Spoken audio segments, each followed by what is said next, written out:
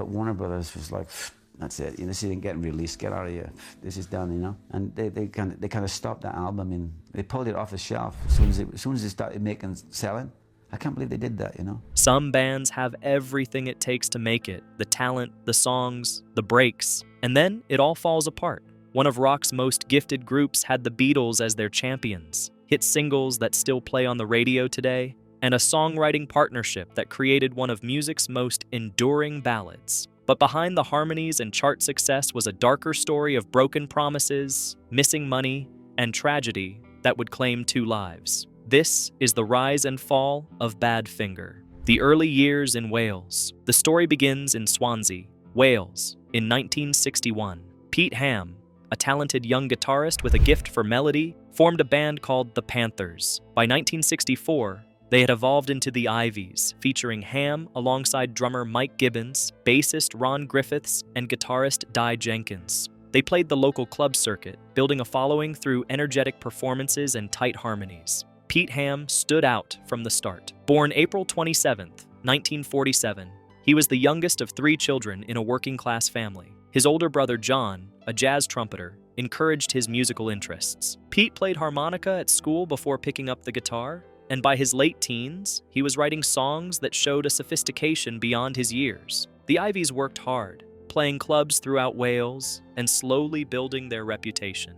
They weren't flashy or particularly original at first, just a solid band with good harmonies and an improving set of original material. But Ham kept writing, kept pushing the band to get better, and his dedication would eventually pay off in ways none of them could have imagined. Discovery and Apple Records. The big break came in 1968 when the Ivies caught the attention of Mal Evans, the Beatles' personal assistant and road manager. Evans became their champion, repeatedly bringing them to Paul McCartney's attention. McCartney initially wasn't impressed, but Evans persisted. Eventually, McCartney listened more closely and recognized Ham's guitar playing and songwriting ability. The Beatles were launching Apple Records, their own label meant to nurture new talent. The Ivies became the first band signed to Apple in 1968, a remarkable achievement that seemed to validate everything they'd worked toward. Suddenly, this band from Wales had the backing of the biggest group in the world. But success didn't come immediately. Their first Apple album, Maybe Tomorrow, was released in 1969, but went largely unnoticed. The album showcased Ham's growing skills as a songwriter, but it lacked that breakthrough hit. The band needed something bigger, something that would get them on the radio and establish them as serious contenders. In 1969, the band underwent significant changes. Tom Evans, a bassist from Liverpool with strong songwriting instincts, replaced Ron Griffiths. Evans brought a more aggressive playing style and a creative partnership with Ham that would prove crucial. Around the same time, Neil Aspinall, another Beatles associate, suggested a name change. They became Badfinger, taken from the working title of the Beatles song With a Little Help from My Friends, which had been called Badfinger Boogie. The breakthrough. Paul McCartney gave them the song that would change everything. He had written Come and Get It for the soundtrack of The Magic Christian, a film starring Peter Sellers and Ringo Starr. McCartney offered it to Badfinger on one condition. They had to record it exactly as his demo, note for note. Ham initially resisted. He had confidence in the band's original material and didn't want to be just a cover band. But the others recognized the opportunity. McCartney's demo was brilliant, and having him produce their recording would give them instant credibility. Ham agreed, and they recorded the song exactly as instructed in January 1969. Come and Get It was released in late 1969 and became a worldwide hit, reaching the top 10 in both the US and UK. The song's infectious melody and pop perfection announced Badfinger as a major new act. Critics immediately drew comparisons to the Beatles, which was both a blessing and a curse. The association brought attention and respect, but it also meant Badfinger would always be judged against impossible standards. The band followed up quickly with their own material. Ham's No Matter What, released in late 1970, proved they could write hits themselves. The song reached number 8 in the US and number 5 in the UK, powered by Ham's soaring vocals and a guitar riff that stuck in your head for days. They were no longer just the band that sang Paul's song. They were legitimate hitmakers in their own right. He worked hard on all the songs on the record. He didn't say, take Pete's songs and do them all up and screw everybody else. He was very open-minded about who did what and what songs and everything. The golden years. Between 1970 and 1972, Badfinger released a string of classic albums and singles that established them as one of the era's premier power pop groups. Their 1970 album, No Dice, featured not only No Matter What, but also a ballad tucked away at the end of side 1 called Without You. Ham and Evans had written Without You by combining pieces from 2 different songs. Ham had a verse, Evans had a chorus, and together they created something remarkable. The songwriting process happened in the fall of 1969, when both musicians were working on separate compositions. Ham had been developing a melancholic verse about heartbreak, while Evans had crafted a powerful, emotional chorus. When they brought their pieces together, the song clicked into place almost immediately. On the album, it was just another track, a beautiful ballad, but nothing that seemed particularly special at the time. Then Harry Nilsson heard it. The story goes that he was auditioning material for his Nilsson Schmilsson album when Without You came on. He thought it was a Lennon composition, maybe an unreleased Beatles track. The production, the melody, the emotional weight of it all sounded like something only the Beatles could create. The next day, trying to find it in his friend's record collection, he searched through Beatles albums before realizing it was Badfinger. He recorded his version in 1971. Pouring his distinctive voice and dramatic arrangement into the song. Nilsson's Without You became a massive worldwide #1 in early 1972, staying at the top of the US chart for 4 weeks and dominating the UK chart for 5 weeks. The song became one of the biggest hits of the decade and has since been covered by over 180 artists, including Mariah Carey, whose 1994 version also topped the charts. For Ham and Evans, it should have meant financial security for life. The royalties from a song that big should have set them up forever. Meanwhile, Badfinger continued releasing their own hits. The 1971 album Straight Up showcased the band at their peak. Produced by George Harrison and Todd Rundgren, the album featured some of their finest work. Day After Day, produced by Harrison and featuring his slide guitar, reached #4 in the US in late 1971. The song captured everything that made Badfinger special. Ham's yearning vocals, a melody that stayed with you, and production that enhanced rather than overwhelmed the songwriting. Baby Blue, produced by Todd Rundgren, climbed to #14 in early 1972. The song had a wistful quality, a bittersweet edge that gave it depth beyond typical pop fare. Both songs showcased Ham's gift for crafting melodies that were simultaneously catchy and emotionally resonant. He had a rare ability to write songs that worked as both radio-friendly pop and as genuinely moving pieces of music.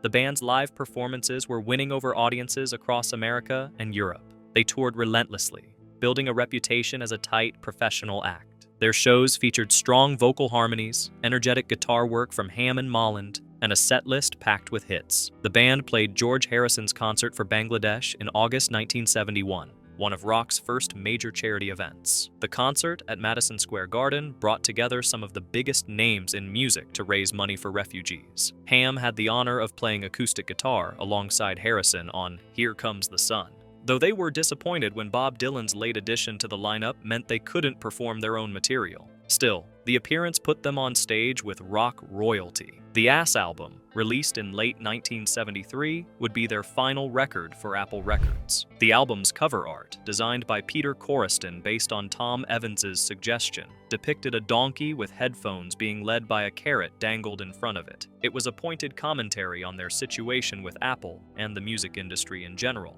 though few understood the symbolism at the time. By 1972, Badfinger seemed unstoppable. They had hit singles, critical acclaim, and the respect of their peers. They were estimated to have sold 14 million records. Radio loved them. Critics praised their songwriting, and other musicians recognized their talent. The future looked bright. Everything they had worked for since those early days in Swansea seemed to be paying off. Enter Stan Polly.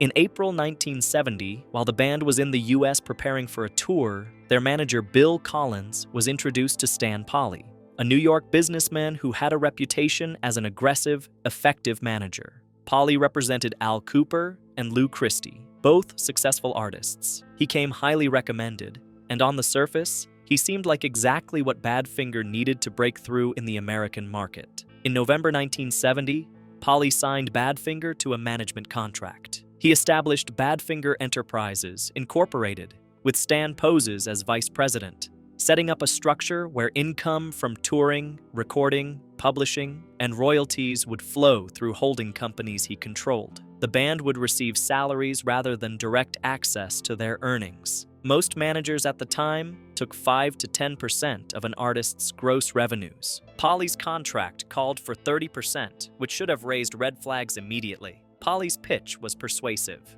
He promised to reinvest their money wisely, to plan for their future, to make them wealthy beyond their dreams. The band members were young and focused on making music, not business. They trusted that someone with Polly's reputation and client list knew what he was doing. According to Collins, Polly even offered to manage their American tour without taking money up front to prove himself. It seemed too good to be true. It was. Drummer Mike Gibbons later said his first impression was that Stan Polly was a powerful guy. Joey Molland thought Polly seemed more like a father figure, someone who would look out for them. The band signed the contracts without having an outside lawyer review them. They were the next Beatles, after all. There would be plenty of money to go around. They didn't see any reason to worry. At first, the arrangement seemed to work. The band was touring, recording, and having hits. They were living the dream they'd worked towards since those early days playing clubs in Wales. Polly negotiated a major contract with Warner Bros. Records after Apple began to crumble in 1973. The Beatles label was falling apart as the group itself disintegrated, and Badfinger needed a new home. The Warner deal was substantial. 6 albums over 3 years, with advances totaling up to $3 million. It looked like the kind of contract that would set them up for life. Well, you're making this much, it never did say how much, but we figured it's got to be this much, slightly. And we figured, yeah, we got to be getting the bank balance here, you know what I mean? Every car we bought was second hand, We never bought Ferraris. Warner Brothers had the promotional muscle and distribution network that Apple lacked. Everything seemed to be falling into place. The band was excited about the future, ready to take their career to the next level. But there was a problem lurking beneath the surface. In 1971, Polly had been named in U.S. Senate investigation hearings as an intermediary between organized crime figures and a New York Supreme Court judge. The news was public, reported in the New York Times. Other clients began to distance themselves from him. Lou Christie would later describe how Polly controlled everything and made it clear Christie had no recourse to get his money back. Polly would laugh about it, Christie remembered, like it was all a joke. A financial statement from late 1971 told the real story of what was happening. The document, prepared by Polly's accountants for the period from December 1970 to October 1971, showed exactly where the money was going.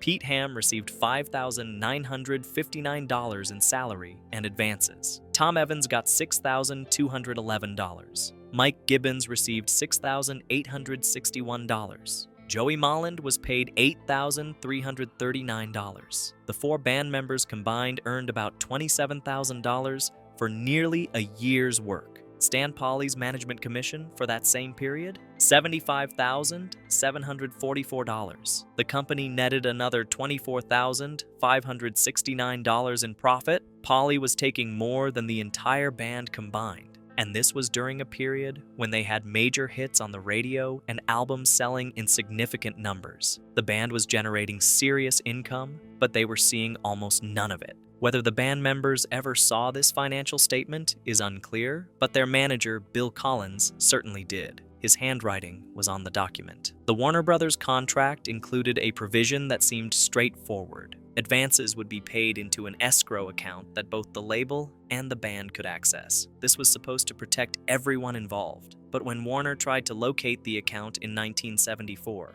Polly couldn't or wouldn't provide the information.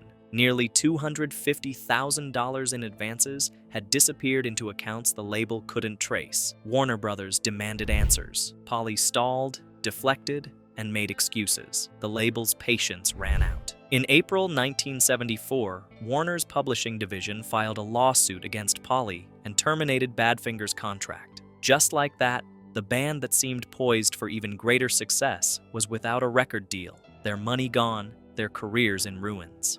The unraveling The lawsuits created a legal nightmare that froze the band's assets. Their royalties, including the substantial income from Without You, became tied up in litigation that would drag on for years. Albums they had already recorded were shelved, left unreleased, while lawyers argued over contracts and missing money. The band that had been selling millions of records was suddenly broke and couldn't even get their music released. They had hit records on the radio, but no money in their pockets. The Warner situation was particularly frustrating. His arrangements, they were so powerful and so far removed from what we'd done. It was kind of like a different song almost. But they had recorded an album called Wish You Were Here that Warner's publishing division refused to accept in August 1974.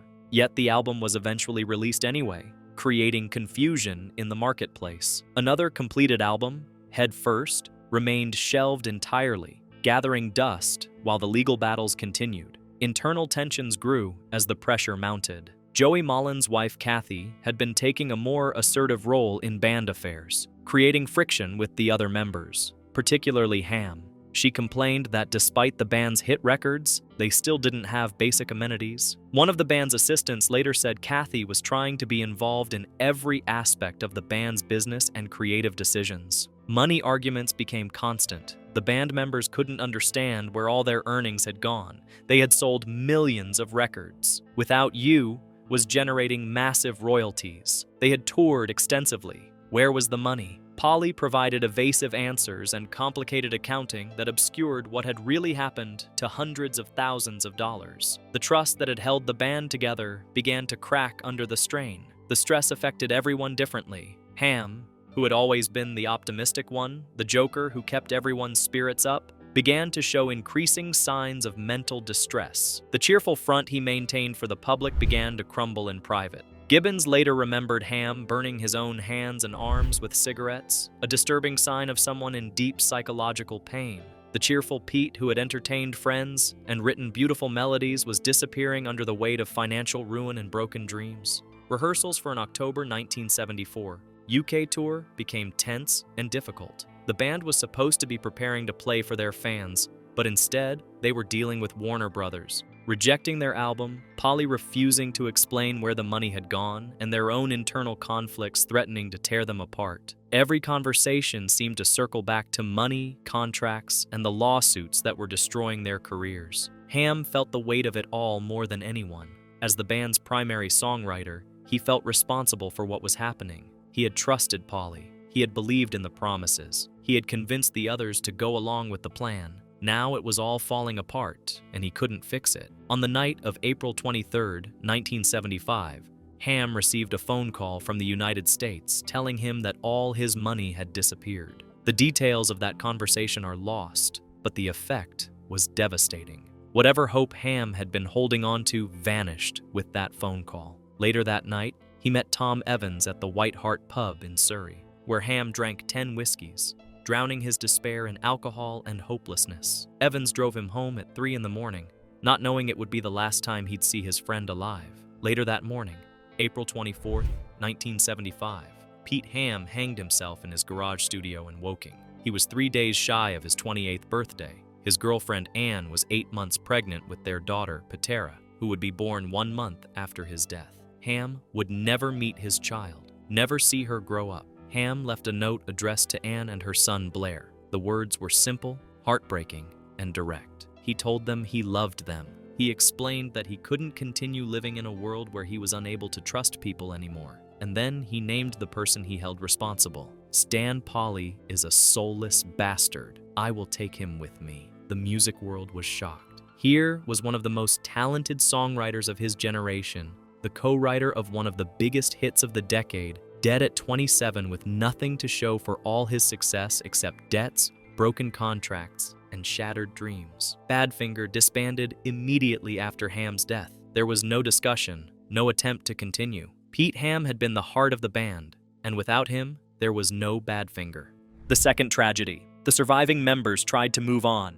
Evans formed a band called The Dodgers. Molland started Natural Gas. Mike Gibbons did session work. But by 1977, none of them were making it in music. Molland was laying carpet. Evans was working as a plumber. In 1978, they reunited as Badfinger and released Airwaves in 1979, followed by Say No More in 1981. But the magic was gone, and more importantly, the relationship between Evans and Molland had soured. The old arguments about money and creative control came back with a vengeance. In 1982 and 1983, Evans and Molland were running rival bands, both using the name Badfinger, fighting in court over who had the rights to the name they had built together. The royalty disputes continued, particularly over Without You, which was generating significant income that multiple parties claimed rights to. On November 18, 1983, Evans and Molland had a heated telephone argument about the publishing royalties for Without You. The argument was bitter, dredging up years of frustration and resentment. The next morning, November 19, 1983, Tom Evans hanged himself in his garden in Richmond, England. He was 36 years old. The parallel to Ham's death was eerie and heartbreaking. Two gifted songwriters who had created some of the most beautiful music of their era, both driven to suicide by financial stress and the betrayal of a manager who had stolen their earnings. The idea was we'd go public and net maybe 8 times the amount of money we had. We were talking about $50 or $60 million, and we'd all share it. It'd be like 12 each.